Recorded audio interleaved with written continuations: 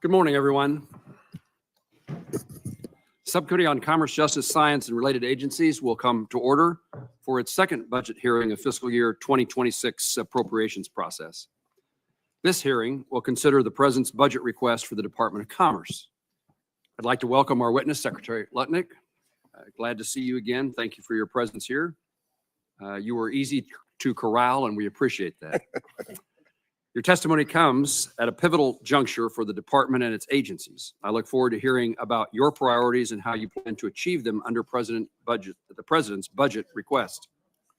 That request is outlined in a brief document transmitted to Congress last month and further clarified in materials published late last week, proposes significant cuts across several agencies within the Department of Commerce. We need additional information from the department, including the FY26 budget justification and the FY25 spend plan. This spend plan is required by law, and the limited information to date is insufficient.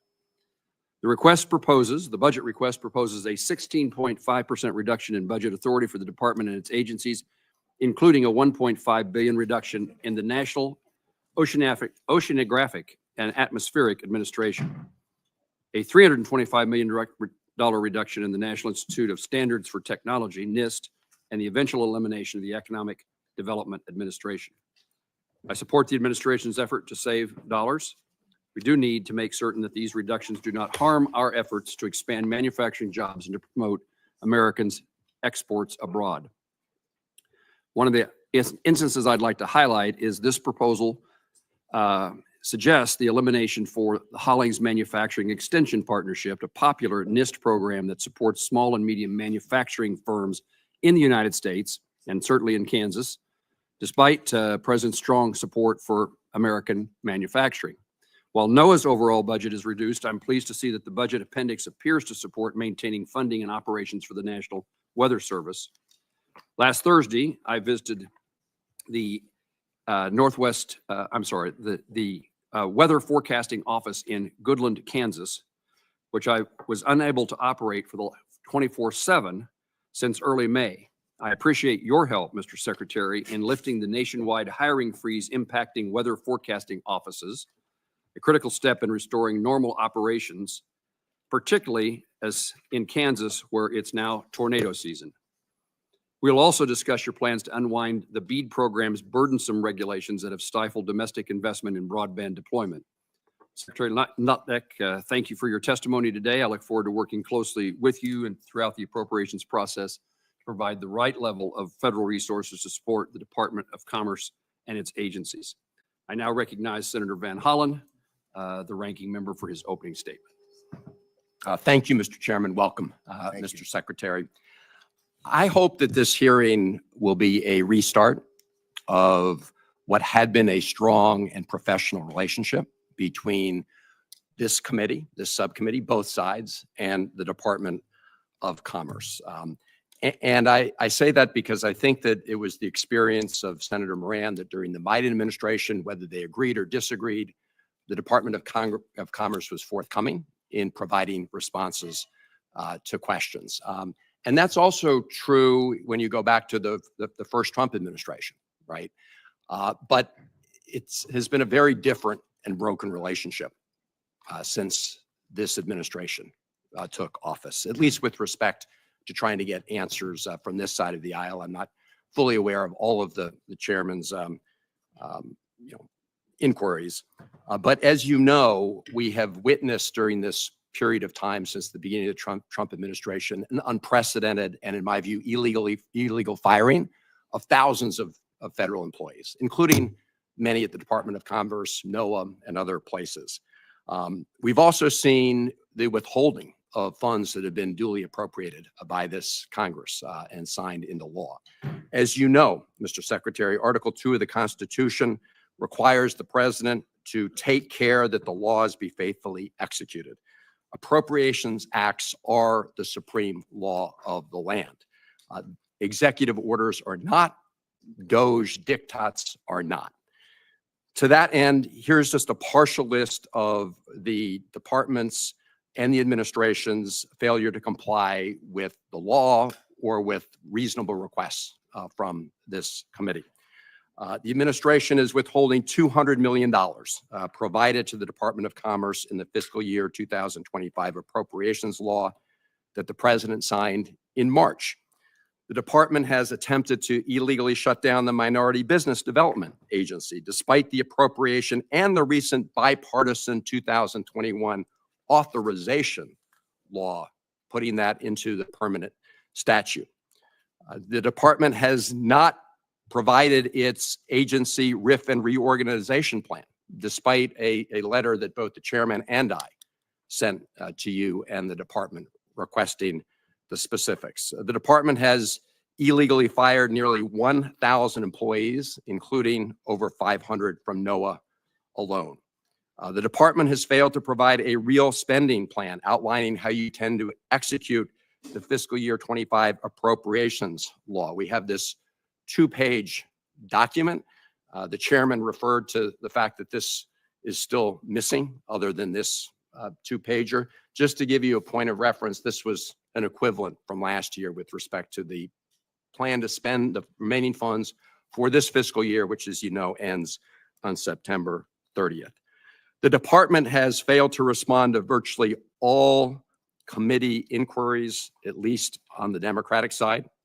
Letters I've sent, I sent you 2 letters, Mr. Secretary, in addition to the joint letter I sent you with the chairman, and our staff has sent multiple inquiries, and I'll have some questions about the lack of responsiveness going forward.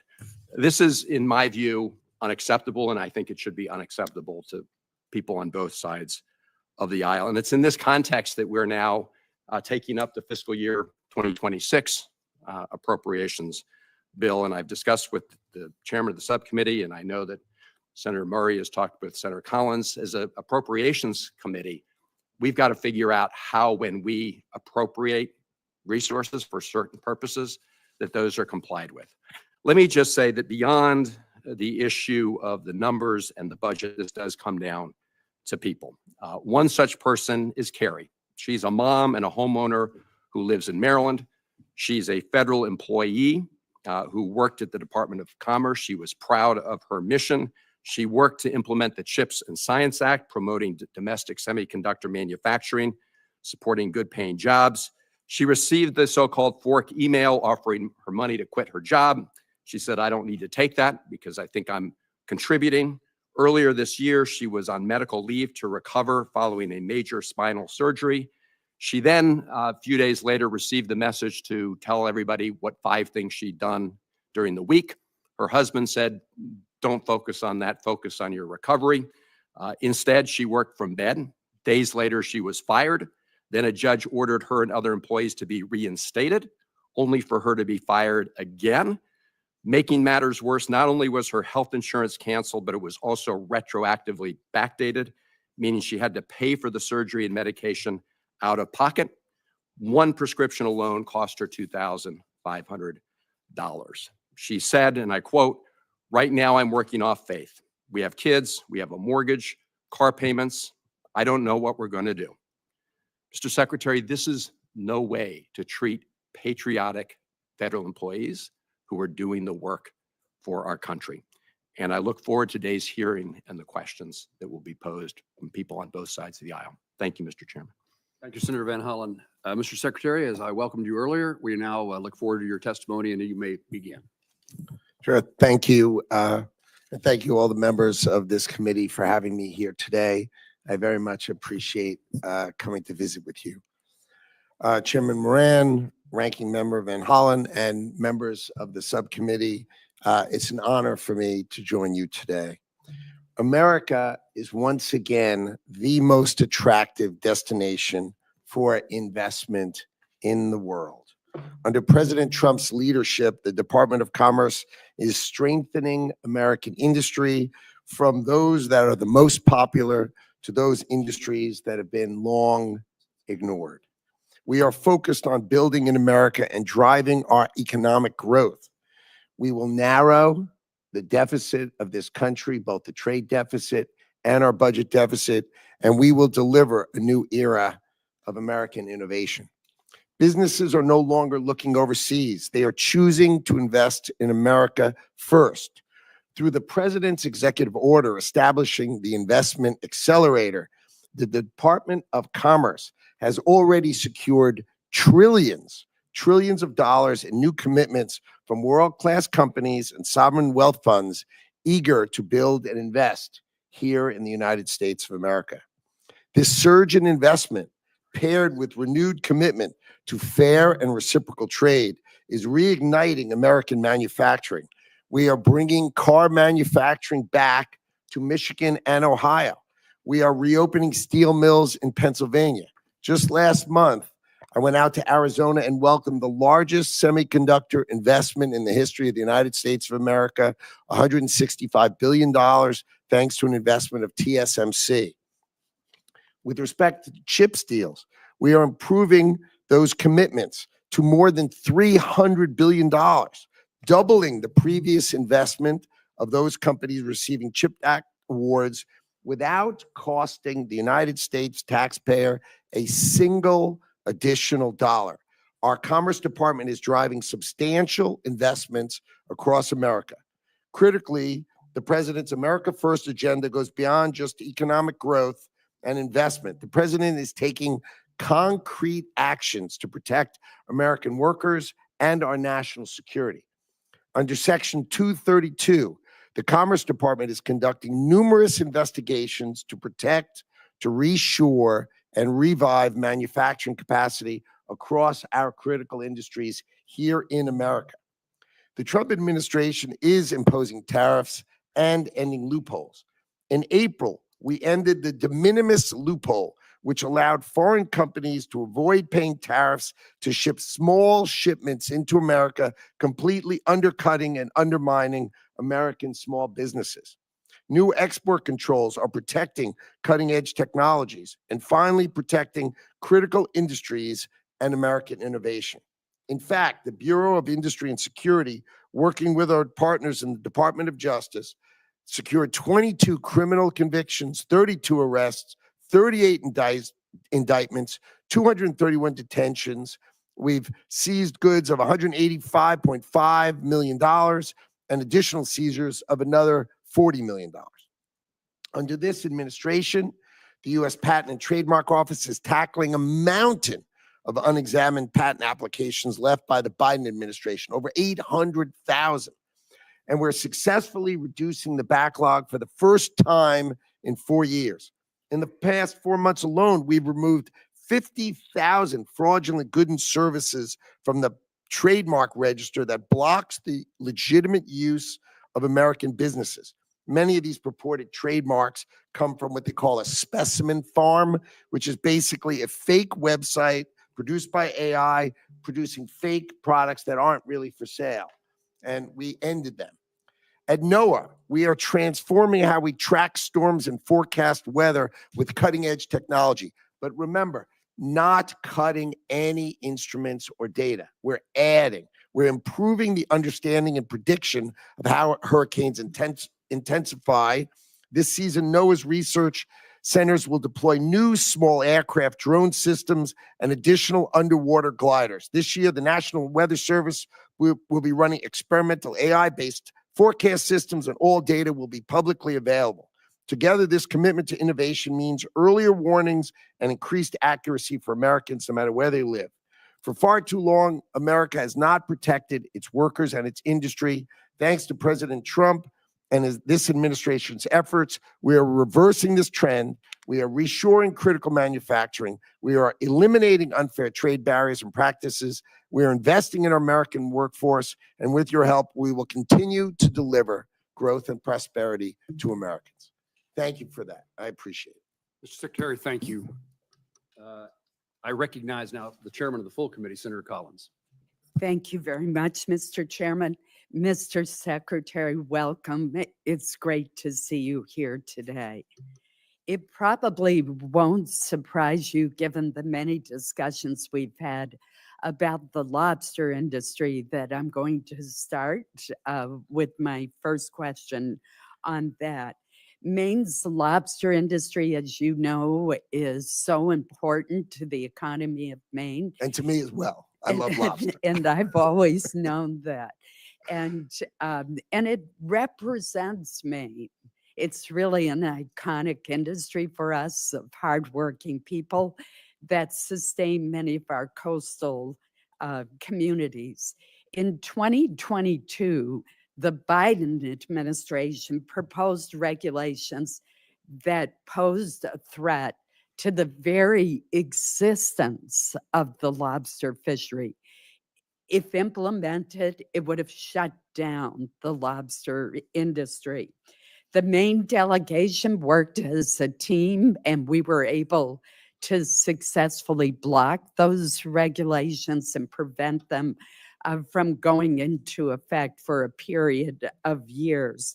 Subsequently, the Maine Lobstermen's Association sued the National Department of the National Marine Fisheries Services in the Department of Commerce and overwhelmingly won the case in June of 2023. And I want to read you just a little bit of what the judge said, what the three-court panel said in its decision. It said that the service had relied upon worst-case modeling that was, quote, very likely wrong, based on assumptions that the service conceded that it did not believe were accurate. Projections that are very likely wrong, obviously are not likely to occur. And what the court found was that the service acted in an arbitrary and capricious way and blocked the regulations from going forward. But obviously, it's costly to go to court and to do that. So, Mr. Secretary, I know there's a new executive order that attempts to establish much higher standards for scientific research. It emphasizes rigorous evidence-based methodologies to inform federal regulations. Can you talk to us about how you believe that this new approach to regulation based in science will help protect the Maine fishing industry and our lobster industry from arbitrary and capricious regulations, as the court found was done in the previous administration? This administration views the Maine lobster industry as an American treasure, and we need to protect it. And you will see as we do our trade deals, right? They treat the Maine lobster industry horribly. And in the UK deal, they said, we will invite you to 10 Downing Street and we will have now a lobster dinner.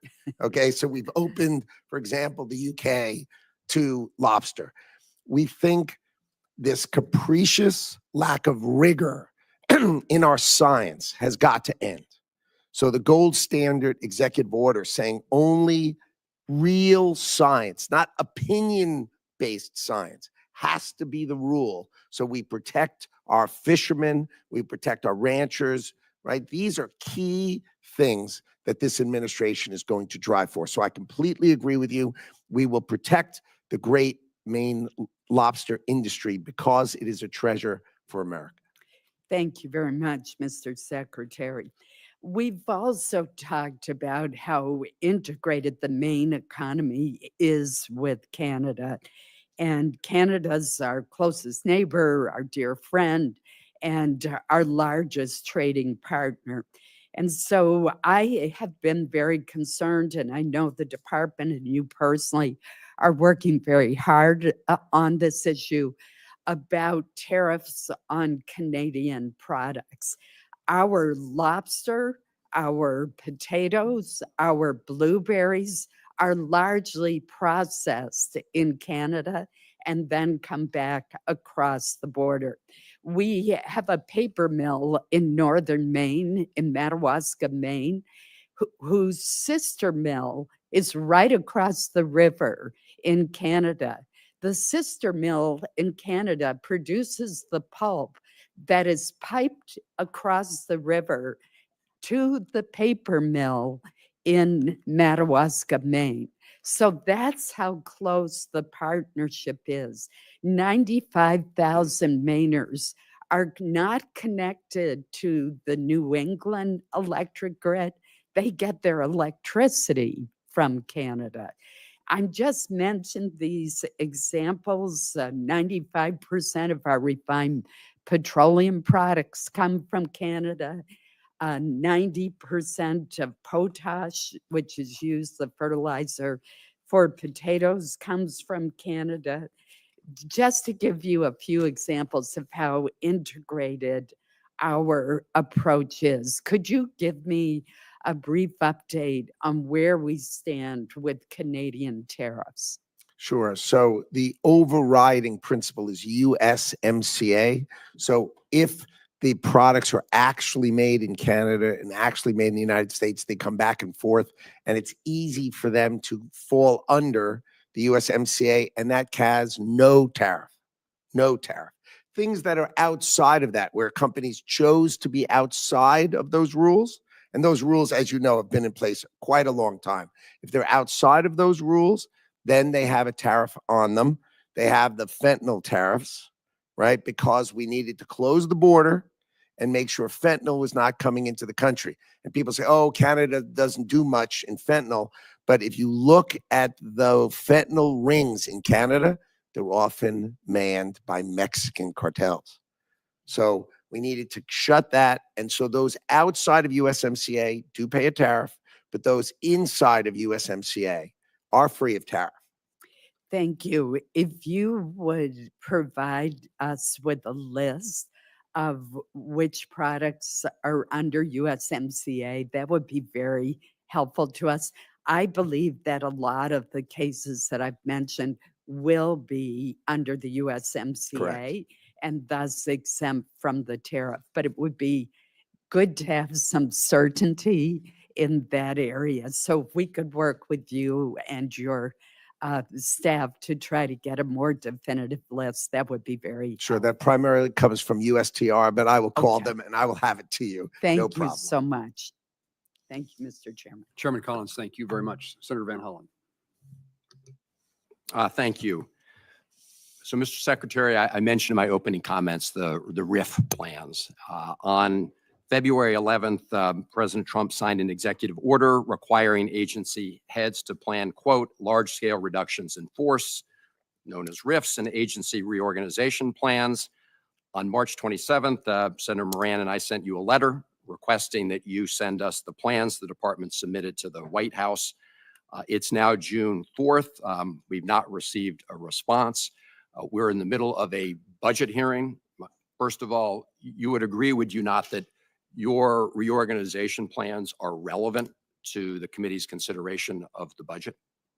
I think our proposal for the budget is clear, so I think it takes those things into account. Mr. Secretary, let me ask you this. Are you going to provide us with the reorganization plan, and when?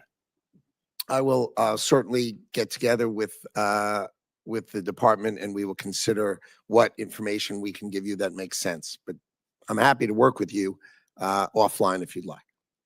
Okay, Mr. Secretary, you're aware of the fact that a federal district court ruled that the RIF plans proposed by the Trump administration could not go forward because the judge stated that, quote, agencies may not conduct large-scale reorganizations and reductions in force in blatant disregard of Congress's mandates, and a president may not initiate large-scale executive branch reorganization without partnering with Congress. That decision was upheld by an appellate court just a few days ago. I'm not asking you to opine on that legal decision. I'm simply asking you to provide the committee with a reorganization plan, and your response is maybe yes, maybe no. Am I getting that right? I mean, are you going to provide the plan to the this committee as we review the budget for the upcoming year? Well, we we at the department are going to follow the law. That, of course, is what we're going to do. Well, the law actually does require that you submit these major changes to the Senate. Let me ask you this. I mentioned in my opening statement the fact that I'd sent a number of letters to you. Our staff has actually sent inquiries to your team.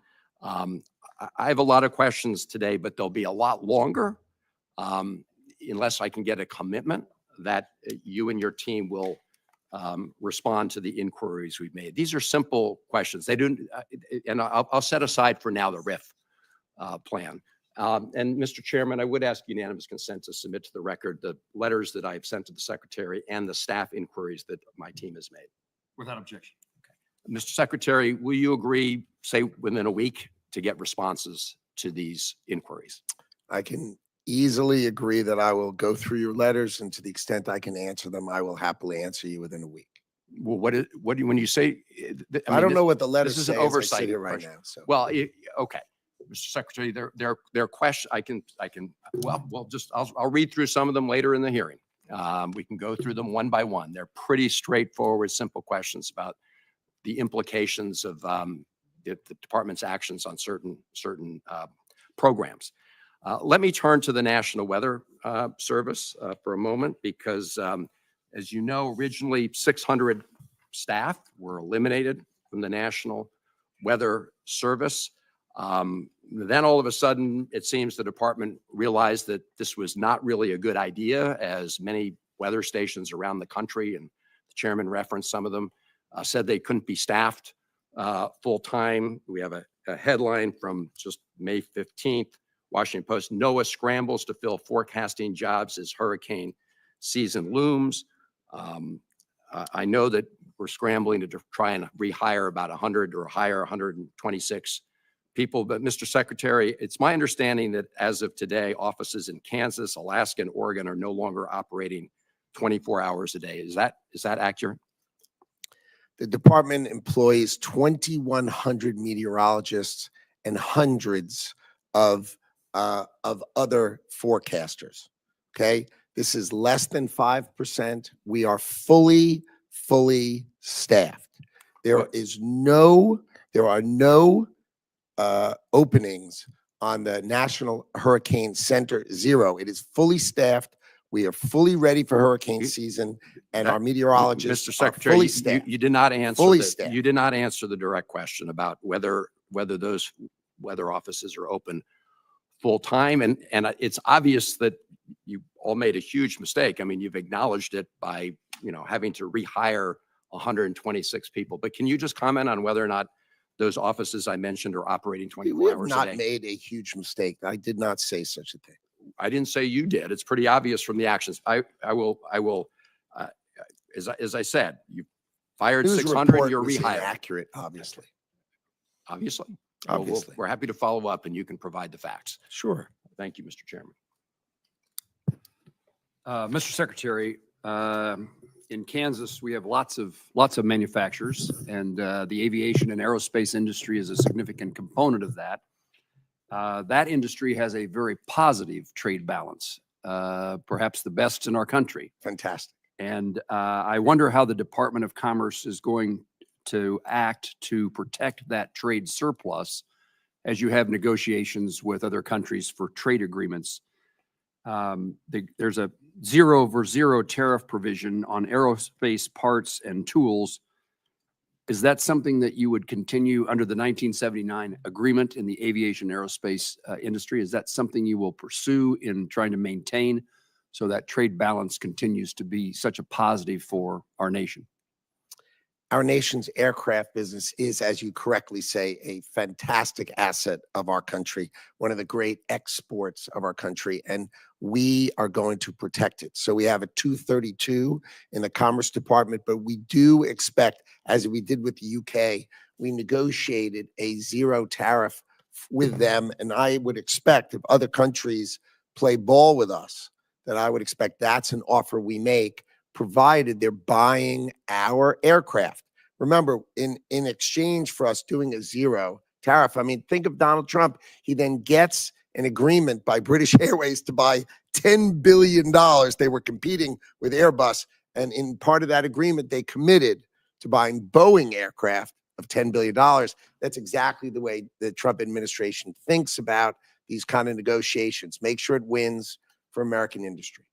You mentioned Section 232 dealing with aircraft and jet engines in particular.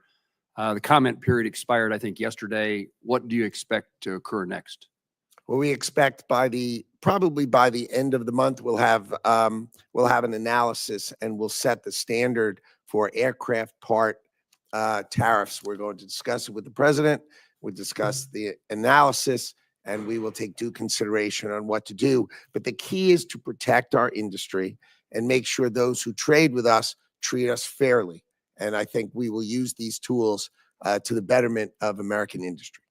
In the aircraft and aviation aerospace industry, there are certainly large companies. You mentioned Boeing as a particular player in that field, but that's true in Kansas. We have some large companies who manufacture aircraft and aircraft parts, but there's also a lot of mom and pop manufacturers, small businesses that are in that arena.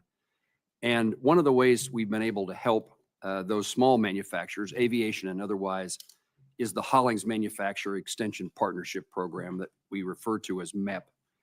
I've heard from manufacturers in Kansas about the importance of that program, and I'm interested in knowing, it doesn't appear that it's going to be funded by what in your budget, or it's not going to be funded by, not going to be requesting funding. How does the department intend to replace the manufacturer's assistance that comes from MEP to make sure that our small manufacturers have the best access to technology and techniques to compete with the larger companies who sometimes dominate manufacturing? Programs that were set up by the Department of Commerce decades ago to assist in technology for manufacturing tend to be outdated. The new technology is AI-driven, automated. I think we need to re-examine and retool a whole variety of these programs so that we are able to provide the best technological assistance rather than just continuing a program that's decades and decades old. So I'm very focused, and our department is very focused on making sure we're bringing our manufacturers the best tools and we're examining them. And we will do that. And you know, you have a great plant for Panasonic in Kansas. It's fantastic. And that's exactly the kind of manufacturing we hope to reshore to America. Thank you. Thank you for knowing about the presence of Panasonic in Kansas and its value to our state and to the country. I'm going to conclude my questions and next turn to Senator Kennedy. But I hope your budget that we will see, I hope in the near future, it shows us the path that you intend to take to make certain that the latest technologies are available to small manufacturers. Senator Kennedy. Oh, yes, it is. Senator Reed, I'm sorry, I spent time with you on the Senate floor yesterday and overlooked you today. Easily overlooked. Not intentionally. Senator Reed. Thank you very much, Mr. Chairman. Thank you, Mr. Secretary. We've all been talking about bottlenecks, in fact, in the department and elsewhere throughout the government. In fact, last month, Senator Cruz warned about the growing backlog of contracts awaiting approval at the Department of Congress. He warned that NOAA alone has 5,700 contracts set to expire this year. And it's been reported in the press that you are insisting on personally reviewing every Commerce contract over $100,000. That is true. Well, that seems to be something that is not particularly efficient. And that results in the 5,700 contracts just in NOAA. So again, if you can't find reliable support to do those reviews, I think you're wasting your time, frankly. So I am tasked with the responsibility of my department, and contracts over $100,000 should be reviewed by the secretary. Now, I may have more energy and more time, and if you drive by the Department of Commerce late at night, you're going to see our lights on because I'm going through it. I do it with my team. I do it with the people who run the bureaus, and I teach them how to analyze contracts, not to push forward what was done before. And I'll give you one quick example. They come to me with planes, hurricane hunters, And they said there are $672 million. I said, wow, how many planes do we get? We get two planes? Wow. Can I see the plane, please? Just show me a picture of the plane and they show me this picture of a plane. And you remember old planes, they had like mullions in the windscreen, and they show me that 3 propellers on each side. And I said, my God, when was this plane new? They said, no, you're buying a new plane. I said, no, when was the first one? Excuse me, Mr. Secretary. 1955. Excuse me, Mr. Secretary. These things have You're to stop. talking about a $600 million acquisition. That's Correct. a lot more than a $100,000 contract to do something like cleaning in the buildings that you occupy. Oh, And we cancel huge numbers of absurd contracts for software nobody uses. I said, how many people use this software? 0. These are waste, Excuse me. these are fraud, or these are abuse. And it's my job How to many teach my CEOs, staff. how many CEOs of companies, major companies in the United States are reviewing contracts at the $100,000 level? And if they would, what would the board of directors say to them? The first year you're there, if you don't do it, you should be fired. You should know everything that's going through. You should do it with your staff. You should teach your staff how to do it. And then you should delegate them to do it once you've taught them. You don't do it, you're abdicating your responsibility. That's how I view it. That's how I ran my business Well, privately, and that's how I'm going to run the government. I'm Well, responsible for our let's go ahead and get those 5,700 contracts done. There are not, this under weekend? any circumstances, How any about this- contracts how sitting about there, this there are weekend? none. Can you get None. it done this weekend? Work overtime with the gang and get it done? There are Because- no contracts waiting for me, and if there were, I'll be there all night tonight, making sure they get turned out with my team, teaching my team how to do it. No budget cuts. I'm echoing what's been said before, but NOAA is a key aspect of our whole society. Farmers plant based on NOAA weather. We do research so that we understand changing oceans, et cetera. And this cut, as described by Craig McLean, who was served as NOAA's top scientist during the first Trump administration, has said in his quote, the proposal to slash NOAA funding by nearly 30% would take us back to the 1950s in terms of our scientific footing and the American people. And I'm echoing what's said by many other people. You're going to destroy NOAA. Well, that's consistent. Under no circumstances. We have Excuse me. 2,100 meteorologists and 120 retired this year, and we hired them back. I was able to have them exempted from the hiring freeze.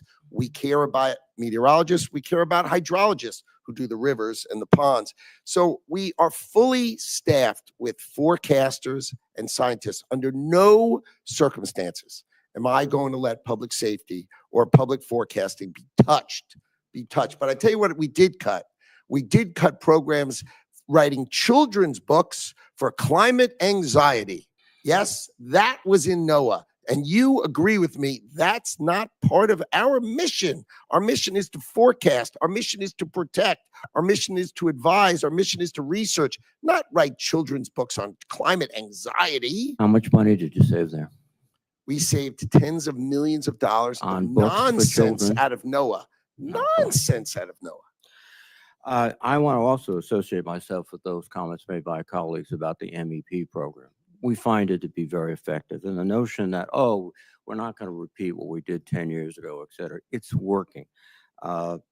In the U.S., it's been estimated in FY24 that MEP secured $5 billion in new investments and created and retained 108,000 jobs. It's worth the investment. And this notion that, oh, we have new techniques. Yes, we have AI, et cetera, but we have very common things that businessmen look for, like how do I establish my financial relationships with banks? How do I get this new equipment, which is not sophisticated AI, it's machine tools. And how do I do that? MEP does this. Thank you very much. Thank you, Mr. Chairman. Now recognize Senator Kennedy, the senator I was been so anxious to hear from. We'll see if I was right. Thank you, Mr. Chairman. Thank you, Mr. Secretary, for being here today. Mr. Secretary, I think I'm like most Americans. I agree with some of the things that you and the White House have done on tariffs, disagree with others. It's clear to me that the president listens to your advice about tariffs. So I want to spend my precious time trying to understand how you think. If Vietnam, for example, came to you tomorrow and said, okay, Mr. Secretary, you win. We're going to remove all tariffs and all trade barriers. Would the United States please do the same? Would you accept that deal? Absolutely not. Okay. Absolutely not. That would be the silliest thing we could do. Why is that?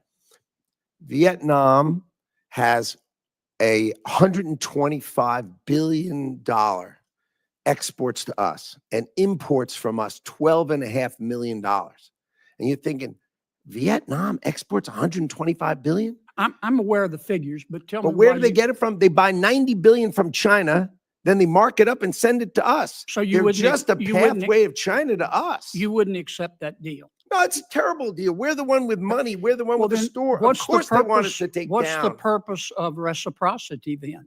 Is reciprocity not one of your goals? Are you telling the president that we shouldn't seek reciprocity? If that's what you're telling him, why are you trying to do these trade deals? What do we want? We want to encourage Vietnam to produce products they're great at But I want to producing. get back to reciprocity. You just said you don't believe in you don't accept reciprocity as a goal. What are you negotiating in these trade But why deals would we then? open our bank account and What- their bank account when Why are ours is you 10 times bigger? negotiating trade deals? You're trying to get other countries to lower their tariffs and trade barriers in return for us lowering ours. I Well, think that's true for the that's- things that they'll take from us. That's called reciprocity. Of course. So are you or are you not seeking reciprocity in these trade deals? We are absolutely seeking reciprocity with respect to things that can be But reciprocal. you just But said when they're that importing if a from country- China and sending you it to us, just they're said that if not. a country came to you and offered you the ultimate reciprocity, no tariffs, no trade barriers, in return for us doing the same, you would reject that. Of course, because they buy from China and send it to us. Don't you agree with Suppose me? they said we won't buy from China. Now we're talking. Now we're Would you- talking. Would If you it was What- Vietnam, would you accept that deal? we would consider it. For what things? For What would you want to products? change? Well, there are certain products we want to reshore. We don't want other people making them. We want to make pharmaceuticals here. All right. We need to protect All right, ourselves for let certain me ask you things. this, because I'm going to run out of time. Are trade deficits, are you advising the president that trade deficits are always bad in every situation? No. Okay. When are trade deficits good? Trade deficits, for instance, let's say there was a company that had the cure for cancer. Let's call it Cancer Cure. And we were buying it and it was located in another country. We would obviously have a trade deficit with them because they have the only one of it. An example, our technology companies, our great technology companies, we're the only ones So a with it. trade deficit is okay if they're products we really need. If they're the only ones with it and we can't do it, then of course it's fine. But if we can do it, then we darn well better think about whether we're supposed to do it and whether we want to do it and if it's in our interest as a Well, country to do here's it. what I'm getting at. I've heard you say that well, strike that. I want to go, I'm running out of time. I want to come back to another subject. Tell me your understanding of the Trade Expansion Act. I don't have a really good understanding of the term. I may know the act, but I may not know its title. You're not familiar with the Trade Expansion Act of 1962 that gives the president almost unlimited authority to impose tariffs so long as you conduct an investigation? You don't know about that? Oh, my 232s, of course I do. Okay. Sorry, I just didn't know the title of the plan, Yeah. but of course I know. Why didn't you advise the White House instead of proceeding under other statutes? Why didn't you advise the White House to proceed under the Trade Expansion Act? The president chose IEPA because he could do it swiftly and he could do it sweeping in order to address the underlying problems that had created the $1.2 trillion trade deficit that was haunting the United Have you States of read the America. opinion in VOS selections, VUS. I have. What role does the major questions doctrine play in that decision? I am not a lawyer, so I can't speak to it with that kind of precision. That's a litigation that's under current investigation. Are you familiar with the major questions doctrine? Not offhand, but I did, of course, read the decision. Well, about 3/4 of the opinion is on the major questions doctrine. Again, I tend to not know the title. I know the topic and the details of it, but I tend not to focus on titles. Sorry. I'm way over. Thank you for your indulgence, Mr. Chairman. Senator Kennedy, thank you. Senator Shaheen. Thank you, Mr. Chairman, and thank you, Mr. Secretary, for being here today. In your exchange with Senator Kennedy, you were talking about Section 232, which is really supposed to be used to help national security, but it is under the jurisdiction of the Commerce Department, as you pointed out, with respect to tariffs. Well, last month I visited a New Hampshire company that makes ball bearings for the aerospace industry, and I agree we should be protecting the aerospace industry in this country. It's our biggest export in New Hampshire, aerospace parts.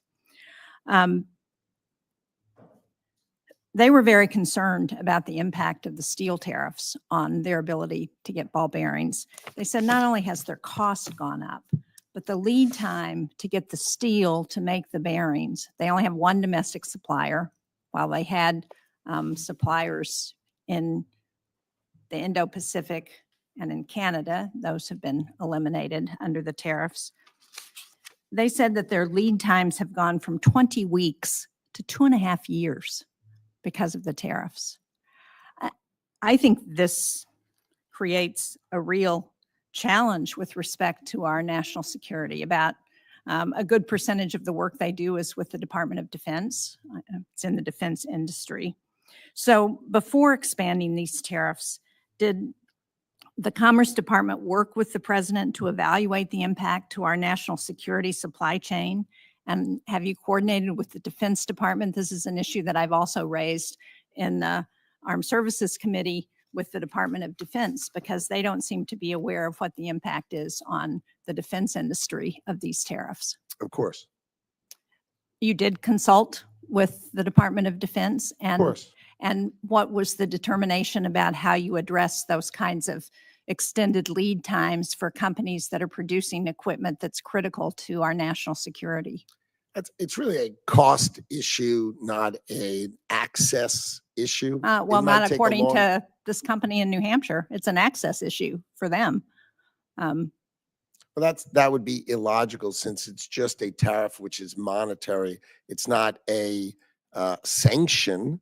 It's just a monetary one. It would be Well, more it affects their expensive. ability to get the product, though, to get the steel that they need. No, Yeah, it changes well, the price point, meaning if you're trying to buy it cheaper, the idea for the administration. Well, they is- don't think, I'm not going to argue with you. I'm just going to tell you what this company in New Hampshire has told me. And that is that their lead times have gone from 20 weeks to 2.5 years.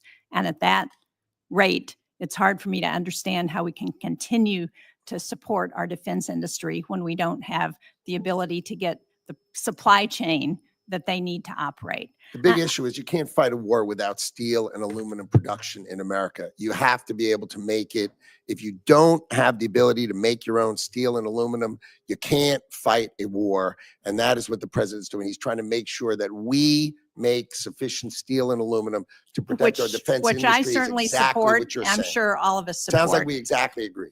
But I don't agree on the way it's being done, because we're not going to have the steel that we need immediately to provide the supplies that we need immediately. So we need to do a little better planning before we put in place those kinds of tariffs. But I want to go to another And I issue. can explain offline how the steel works, but it goes to a spot price. It doesn't change supply, it just changes price. But we'll go over that offline. Well, let me just say, the company that I've been talking to in New Hampshire understands how it works. And they have a problem. They don't need you to explain it to them. They know, because they've been in business for years. But I want to go to the Manufacturing Extension Partnership, because you suggested that this is something that has not kept up with the technology. In New Hampshire, they're doing additive manufacturing, they're doing AI, they are providing additional technology to help those companies. And so I just want to register my support with what the chair, the ranking member, and others have said about the importance of this program. For every dollar invested in 2023, it returned to $24.60 in new sales growth and $27.50 in new client investment. This is a program that makes a difference for companies in New Hampshire. And at a time when we've seen the third straight month of manufacturing decline in the US, it seems to me that we ought to be looking at how we can continue to support those industries and support a program that's been working. So I hope you'll take another look at that, and given the bipartisan support for it, that you'll decide that this is something that it's worth keeping because it's helping American companies. But Thank you, Mr. Chairman. You do know that my Office of the Inspector General cited the MEP as one of the most participating in waste, fraud, and abuse, because the leaders of these things were just charging huge salaries for themselves. And one of these offices had like a 90% compensation ratio, and others had 60. So the concept is right, but I want you to let our department fix the waste, fraud, and abuse, and let's get back to its core elements, which I think are fine. So we're not arguing about the core elements, but you need to do it correctly. Well, if I could just respond, Mr. Chairman, I appreciate that there may be issues and that we should address those, and it would be helpful to have some transparency around that. I can tell you that in New Hampshire, the head of the MEP program is not making an inordinate salary, because we watch that carefully in New Hampshire. Thank you. Senator Fisher. Thank you, Mr. Chairman. Welcome, Mr. Secretary. Nice to see you. I appreciate the review that you're doing in the department over the programs that you have there, and as you try to make taxpayer dollars be spent efficiently. Looking at broadband programs, the broadband funding map continues to be a major priority of mine. The map tracks all federal dollars being used for broadband deployment, as you know. And the goal is to avoid redundant overbuilding and wasteful funding. However, we have had issues with agencies that do not collect or report this data consistently, if at all. By law, NTIA has a key role to collect this data from federal agencies, in addition to submitting their own program data to the FCC, which houses the maps. Will you commit to prioritizing NTIA's work to support the broadband funding map and ensure that these dollars are optimized? Sounds smart. Yes. Thank you. Are there any other areas where you think that NTIA's broadband programs can maximize funding to make sure that they meet the intended purposes? We are hard at work rigorously pursuing the details of NTIA to make sure it can be the most efficient and effective along the lines that you were discussing about telecommunications, both access and capacity for growth in America. You and I have talked about the BEAD program in the past, and I know you have your work cut out for you in reviewing that program, especially with all the red tape that the Biden administration created for that program. Do you have any idea on the timing for revising those BEAD program rules? Yes, so my expectation is we will put out the notice of funding opportunity, the NOFO, shortly. And then we would expect everyone to apply within 90 days. We're going to hold it hard at 90 days. And then I'm going to hold my department firm that within 90 days, if those applications are done without regard to favoring one technology over the other, just make sure we're giving the benefit of the bargain. What's the cheapest way to get broadband to these people, the most efficient way to do it?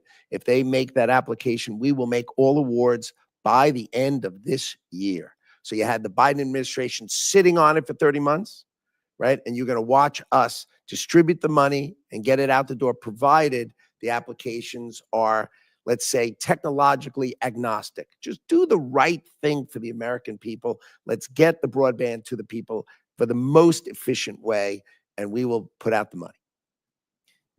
I'm excited to see broadband deployment take place to areas that receive no service.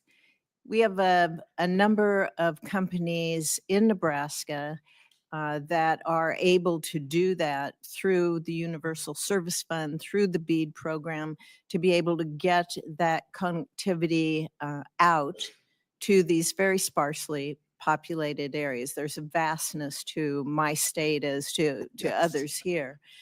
To be able to have that happen, the mapping, back to the mapping, is extremely important.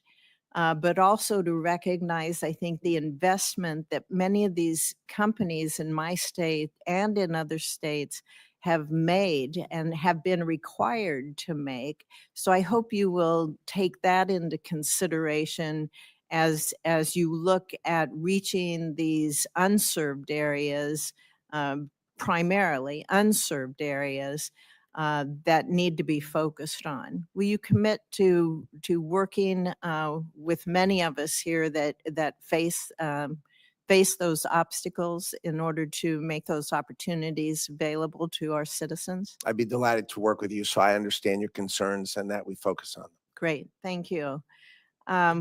You have many bureaus and you have many programs to cover in making sure that the department uses taxpayer dollars efficiently.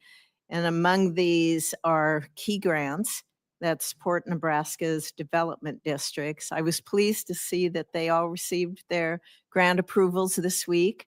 That greatly assists our rural communities across the state. As we move forward, can these development districts rely on consistent communication from the department about their economic planning grants?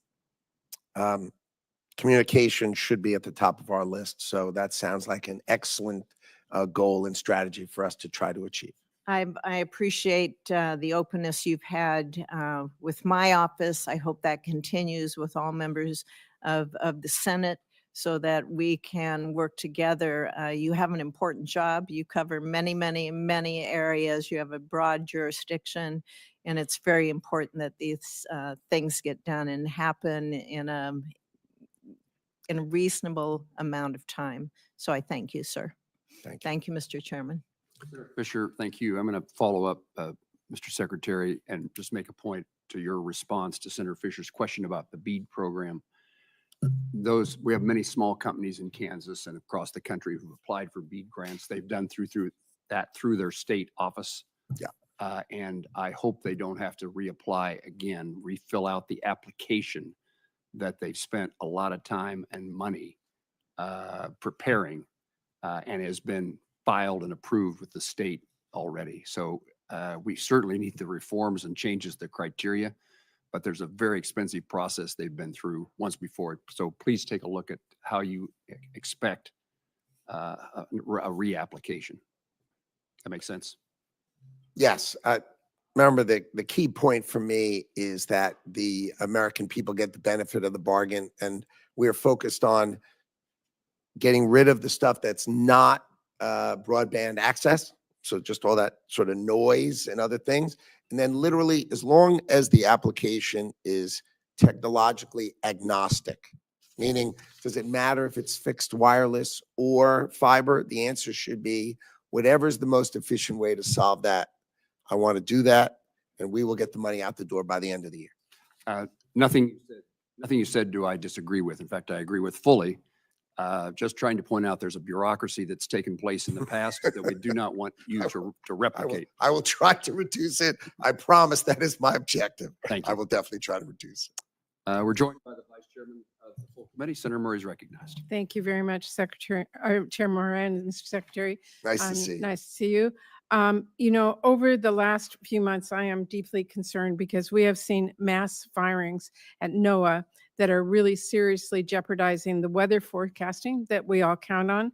Funds have been frozen, grants and contracts have been abruptly canceled, and agencies that were created by Congress in a bipartisan way have been shuttered unilaterally, really ignoring the law and sweeping thoughtful tariffs that are crunching small businesses and raising costs for our families.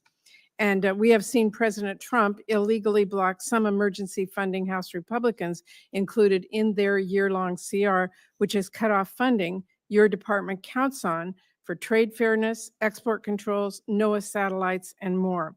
So needless to say, I don't think any of this helps advance the department's mission to spur economic growth and strengthen America's competitiveness.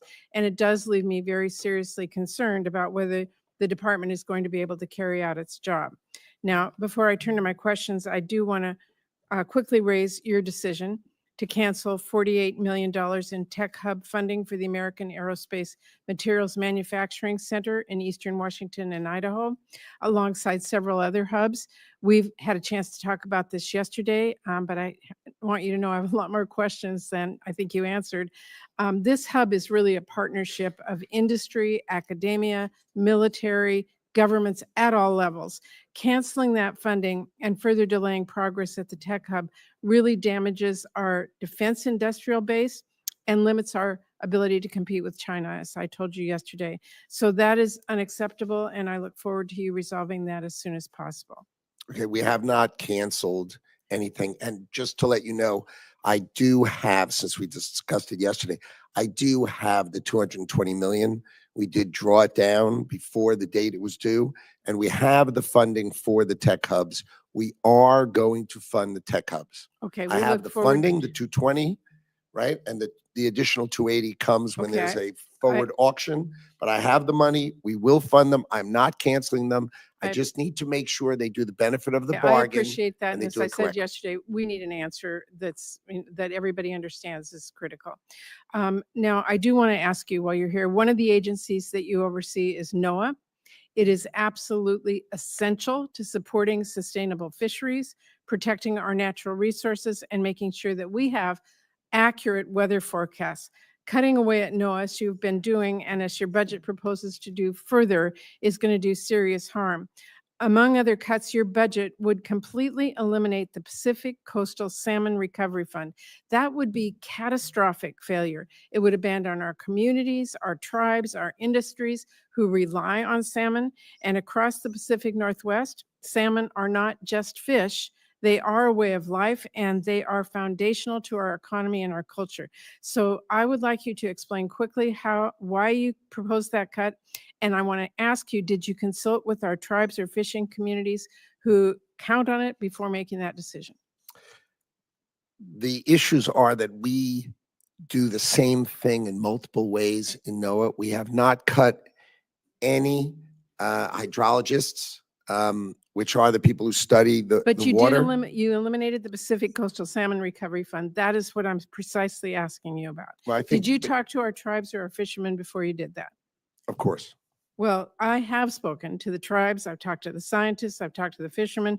No one in the Pacific Northwest supports those cuts. And I want everyone to know I will not vote for an appropriations committee or appropriations bill that eliminates that funding. Now, staying on NOAA, facilities like the Northwest Fisheries Science Center, which is in Seattle, are really in dire need of investment. For this reason, this CGS Appropriations Committee has long included language requiring the Secretary of Commerce to include the cost estimates for NOAA construction projects of more than $5 million in the congressional budget justification materials, as well as the 5-year cost estimates for those projects. Are you aware of that requirement?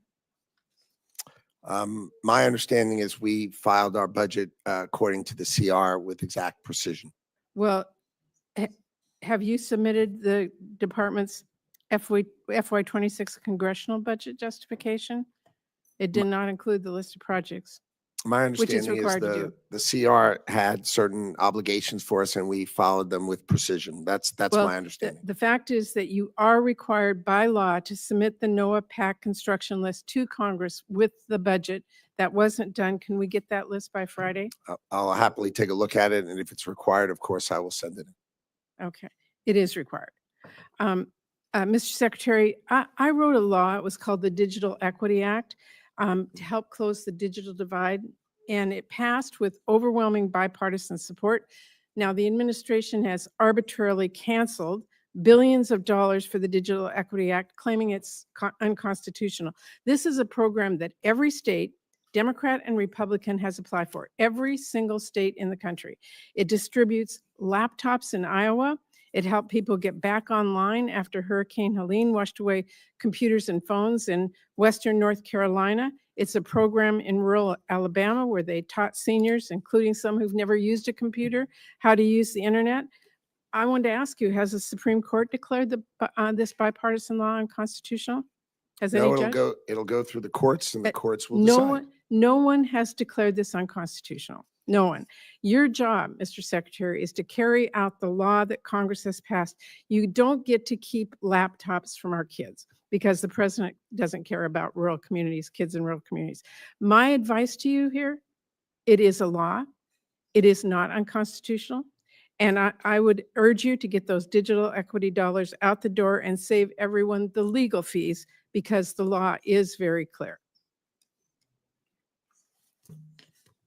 I hear you. Okay. I just have a few seconds left, and before I finish, I do want to underscore my state, Washington State, is one of the most trade-dependent states in the nation.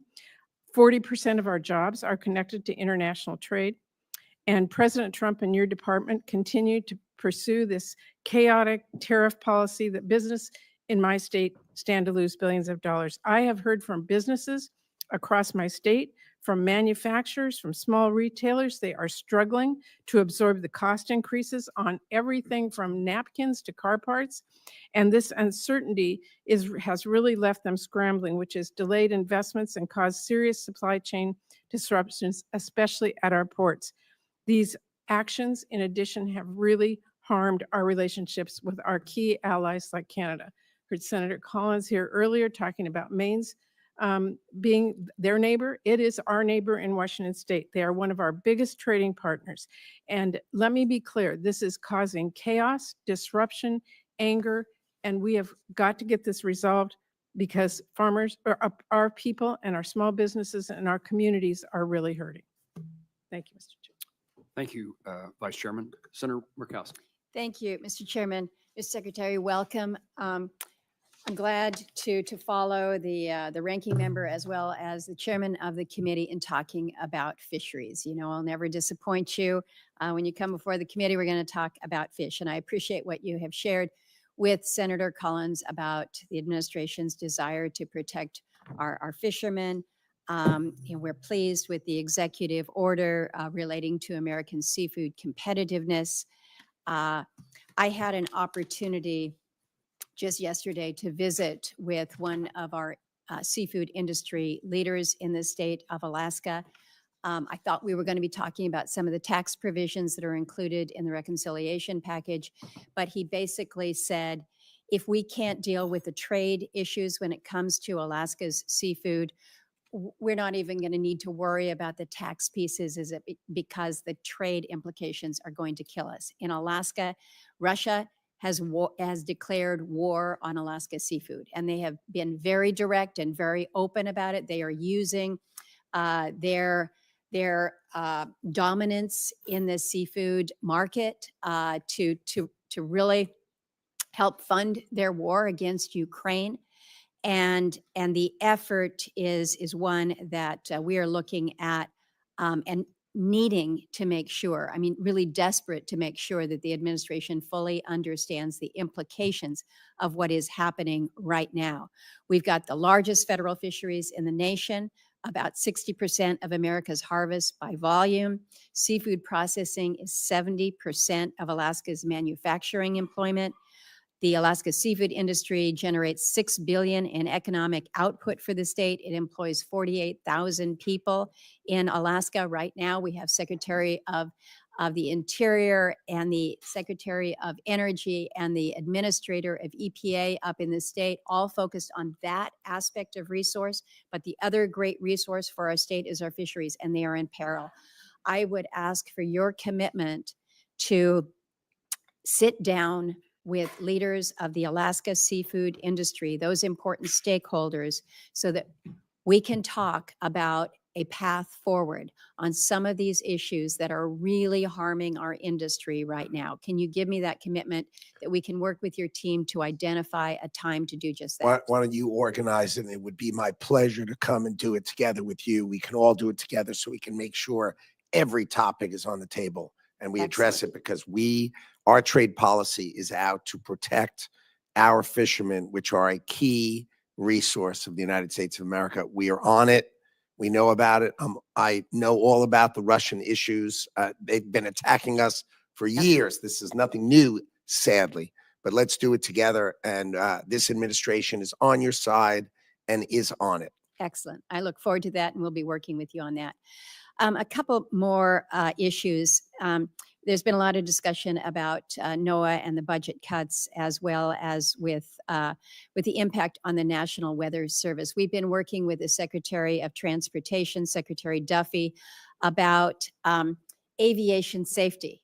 We're going to make some headway. There's good support within the budget now to do that, but we have a connection here with the Department of Commerce in that the automated surface observing systems, the ASOS systems as they are known, which provide for the aviation safety, are managed by the National Weather Service. So right now, we're looking at about a 40% staffing shortage. And I've heard what you've said to other colleagues about, you're not cutting in key areas. I need to make sure that we are looking critically at the National Weather Service staffing in Alaska to make sure that we are not compromising in any way the systems that are vital to transportation, commerce, and safety. We need them to stay operational. So if you can just commit to me that you'll look at that. Sounds sensible to me.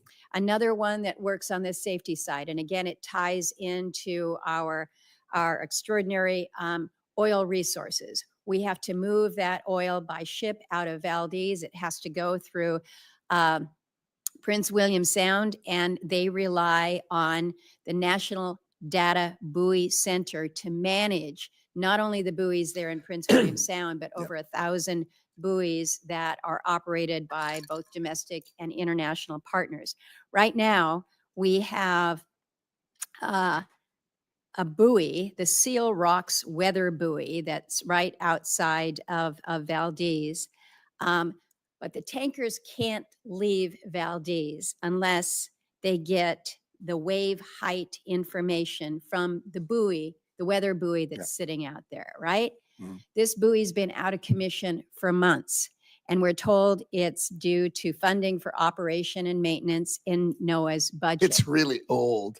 It is needs to be old. replaced. I Oh don't my care God, if how I showed old- you what that looked like, Let's- you and oh, I no. would hold our heads in our hands. We all look at them, and the problem is it's not just the buoy out there at Seal Rock. It is this system, this constellation that is designed to be the information source, the protectorate for the safety. So let's work on this. But I Got highlight to modernize I it. We've got highlight to because we've got some work to do, but it all knits together. So I've highlighted a couple of I specific promise you're in it. We're in it instances. together. I promise. I I won't agree make with you go out there if you'll commit to me that we're going to upgrade these systems. But in the meantime, we're going to get them operational so that we're not compromising safety. Absolutely sensible. Appreciate it. Thank you, Mr. Chairman. Senator Coons. And thank you, Mr. Chairman and Ranking Member. Welcome, Mr. Secretary. Thank you. Look forward to working with you. You are, I believe, the first Secretary of Commerce to be a patent holder. And I personally am excited to work with you on protecting American innovation and patents. I have 4 different areas I want to touch on: AI chips, patents, the PTO and IPEC, Manufacturing USA, and the MEP.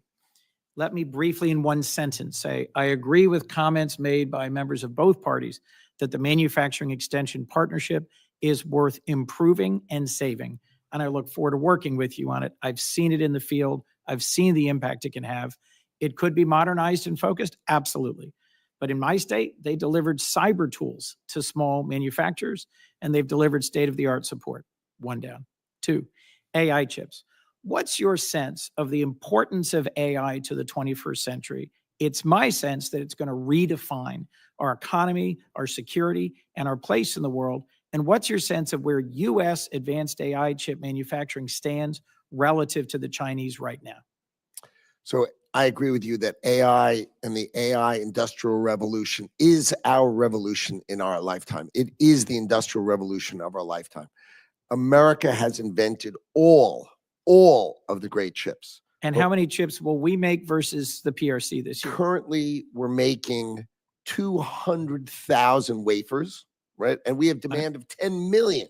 Now, the chips deal that I made with TSMC, the Department of Commerce made, increase that. We'll have 1.2 million chips, wafers. 1.2 million wafers. So we'll be at about 12% of our demand. And how It's much will the woefully PRC, inefficient. how much will the PRC make this year of advanced chips?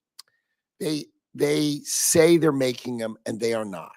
Okay, they do not have, we have restricted the tools to make the highest quality chips. And I think, look, the FT reports that they're making fewer than 400,000 chips. Yeah, I maybe think less than probably that. closer to 200,000. So right? let's say it's 200,000 of the most advanced chips being made in the PRC, millions in the United States. Let's just agree that this is bipartisan, sustained over 2 administrations, and critical to our future, because we want the most advanced frontier AI compute to be in the United States, the most advanced models to be in the United States, and this to drive this century for the United States. So I agree. My concern is that the diffusion approach of the previous administration, the AI diffusion rule, that mandated more than half of AI compute be located in America, has been set aside without, to my knowledge, a clear replacement. And I'm concerned about the deal with the UAE and what it means if we provide to the UAE a significant quantity of chips without a clear path for a greater amount of compute to be here in the United States. Could you just tell me how you see this new deal? I'm concerned that we are at risk of dependence on Middle East compute rather than U.S. compute, given some of our real challenges. And I don't agree with the argument that's been made by others, not by you, that if we don't provide these chips to the UAE, the Chinese will. How do you view that point? So number one, I agree, and the administration agrees that compute, more than 50% of compute must be on our shores in America. So we completely agree. The deal with the UAE said, if you buy a significant number of chips, you will invest in America and build data centers in America for an equal amount of chips. So that investment must be dual there and here. That's required. The AI diffusion rule was very confusing in that, for example, the Prime Minister of Poland hunted me down and said, what did I ever do to you that you have me as a tier 3? And, you know, I'm part of Europe. What are you doing? And it was illogical. It was hastily rushed through at the very end of the Biden administration. Our view is we are going to allow our allies to buy AI chips provided they're run by an approved American data center operator, and the cloud that touches that data center is an approved American operator. So we control it while it's over there. Given the shortness of time, thank you. I look forward to working with you on this. I think it is absolutely critical. You spoke with another senator, Senator Shaheen, about the urgency of retaining steel and aluminum for our defense. AI compute is going to be absolutely central to our defense. Absolutely. You made a comment earlier. We want to make pharmaceuticals here in response to, I think it was Senator Kennedy. You're familiar with Manufacturing USA? Yes. One of the things I was pleased to see was that it retained level funding. Yes. There are institutes around the country. There happens to be one in Delaware. Are you familiar with it? It's the National Institute for Innovation in Manufacturing Biopharmaceuticals. Yes, it is. And it That is 2-to-1 private sector match for government investment, and is on the verge of demonstrating a new way of manufacturing at scale pharmaceuticals in the United States. Right. It is critical to our being competitive. I'd love to talk to you about that in more detail. My last point quickly. I agree that there are too many unexamined patent applications. PTO fee diversion in the past has robbed the Patent and Trademark Office of critically needed resources to hire more and better examiners, to reduce the backlog, and to improve that speed. I have a bipartisan bill with Senator Tillis that would permanently prevent fee diversion, which increases the backlog. Would you work with me to support that? I'll be glad to work with you. I think the Patent Office is one of the least understood and most incredible value for the United States of America. I think we undercharge. Yep. The fact that we have our amazing judicial system, that you can have access to it for $2,000. $2,000. And the U.S. judicial system should just do whatever you want. Seems extraordinary. Now, we want the price to be low so that the inventor can come in. But over time, I think we should have more money. And I think that's something that we're going to talk about. So I want to make sure we capture the benefit as well as the cost that's coming from the Patent Office. There is a long-standing but underutilized capacity, the Intellectual Property Enforcement Coordinator, that is meant to corral IP enforcement across the administration. I'd also like to talk to you about why I think that should be funded and why we need some function like that, no matter how configured. I look forward to talking to you. Thank you, Mr. Secretary. Senator Merkley. Thank you, Mr. Chairman. And I believe the chairman has already raised the issue of the manufacturing extension partnership. Last week, I met with about 20 small manufacturers in Oregon who had benefited from this, and they were telling me their stories of how much more they'd been able to increase their efficiency due to the expertise brought to bear through MEP. There are 13 MEP centers signed up to recompete their 10-year cooperative agreements. I don't think that process has been initiated yet. Are you planning to initiate that process soon? Well, I have to sort of sort it out with, I have the Office of the Inspector General has been really, had a very, very negative report. So we need to clean it up and we need to modernize it. So that's what we're working on. And then we're going to go forward, try to figure out what to do next. Can you meet with those of us bipartisan fashion that have seen the powerful impacts on supporting American manufacturing by small businesses through MEP to maybe go over the Inspector General's comments and think about how if we need to reform the system, we can reform it, but then we can get this renewal, this contract. Well, that sounds like a renewed? great idea. I'd be glad to do that. That'd That be sounds terrific. great. Thank you. I wanted to turn to the CHIPS world. To implement the CHIPS Act, Commerce signed contracts with American chip makers, but you have noted publicly that you are not planning right now to distribute the CHIPS award dollars even to folks who have satisfied the contract conditions. So just to be clear, yes or no, are you currently withholding the funding to chip makers who already had these contracts? I think the benefit of the bargain, there are numerous contracts that can be made better. For example, the TSMC contract had a $6 billion award for $65 billion of building. And then we were able to modify the award for the same $6 billion of funding, but $165 billion of building. I think commitments of 4% or less are more appropriate than a 10% funding. Just seemed overly generous, and we've been able to renegotiate them. So if the question is, are we renegotiating? Absolutely, for the benefit of the American taxpayer, for sure. Well, I'll just note that I'm concerned. I'm concerned because the whole goal was to reinvigorate American chip manufacturing. And to some degree, you may be able to strike a better bargain, but at some point it doesn't become a better bargain, and we reduce the acceleration of our re-energizing the chip industry here. I can't be more confident than if you spend time with us, you will see that all the deals are getting better. And the only deals that are not getting done are deals that should have never been done in the first place. But all the deals are getting better. Micron offered to go from 25 billion in commitments to 60 billion in commitments. I mean, the commitments of building in America are going better. We're just getting more value for the same dollars. So we are planning to distribute money only if we get much more building in America, which we both agree is totally in the interest of America. Well, I hear your point. I will say that when companies find when they put a lot of work into striking a deal that contract then is up for renegotiation down the line, that also kind of discourages folks from being able to rely on the contracts that they've struck. So I'm just registering concern about that and hope the rest of the deals that were struck, if they can be renegotiated to the favor, I hope they can be done and we can proceed, because I don't want to slow down the work that we invested in a bipartisan fashion to reinvigorate chip making here in the United States. Sure. Thank you.